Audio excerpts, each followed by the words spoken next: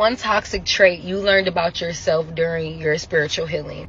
I will say this is something that I'm working on, but it's the whole forgiving but not forgetting, because I remember anything. If you do something to me, and I'm not talking about no petty stuff, I'm talking about what you did. If I did it to you, you wouldn't like it. So then obviously if you do it to me, I'm gonna say something about it.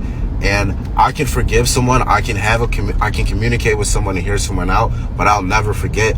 And due to those actions, I start to step back, because in my head I'm like, I don't want to do this. Like, this person kind of doesn't deserve that type of energy anymore. And then that person starts to question me and be like, well, why did you step back? Like, you don't do what you used to do in the past.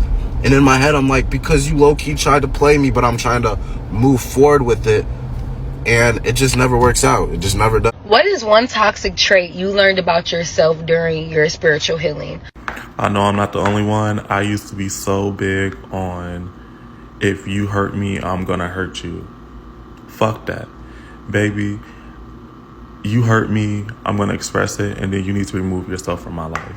I no longer have the energy or the will to sit here and to position you to fail, or to even put that much energy in hoping that you fail. If karma gets you back, that's your business. If karma don't get you back, so be it. But yeah, I'm just not going to stunt my growth anymore in order to shrink myself down to someone else's level of ignorance. What is one toxic trait you learned about yourself during your spiritual healing? Yeah, this is an interesting one.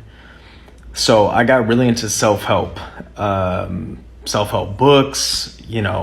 podcasts, lectures, all of that in the last, past 3 years. And I thought, because I knew that information, that I was right in every situation. So I would approach these disagreements saying, here's the right way to act. Here's the right way to be. You're projecting. You're doing this. Basically playing therapist and treating them as my client. So that was one thing that I had to learn was, hey, you're not always right. Have some humility. Your partner is your partner. This is somebody you're supposed to learn from, grow from, respect, care, support, and vice versa, obviously. And I had to learn that. What is one toxic trait you learned about yourself during your spiritual healing? Toxic trait I learned about myself through the spiritual healing was my temper, but also my ability to easily cut somebody off and act like you don't fucking exist. I have a Sagittarius moon, and in astrology, the moon represents how we express our emotions. So me having a fire moon tells me when it comes to how I express my emotions, I can really blow things up and be really dramatic. So I am still learning through this process how to deal with my temper and kind of learn how to just count to like 10 to realize that, listen, I need to breathe before I react in a way that's going to make things more worse for myself. Then I have the ability to cut people off very easily and not give a F about you. And I never thought I was the type to hold grudges or resentment, but I am. Granted, some people are supposed to be cut out of your life, so some of these decisions I am making is better for me and my mental health, but I can't do this to every single body that I love. So I am learning how to communicate more of my issues instead of running away from everything and everybody, because I always felt like I was alone and never had anybody in this lifetime. What is one toxic trait you learned about yourself during your spiritual healing? Thank God for growth. But what I learned about myself during my healing process was that I was the kind of person who had to go through a thing for it to be real.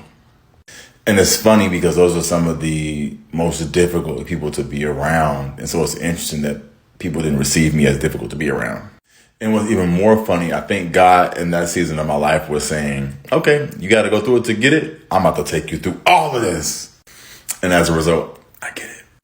But also as a result, I realized that I don't have to go through a thing for it to be real, for it to be valid, for you to be valued. None of those things. So if you're still part of the quietly or loudly judge until you go through a committee, leave. It's way better on the other side. All right, peace.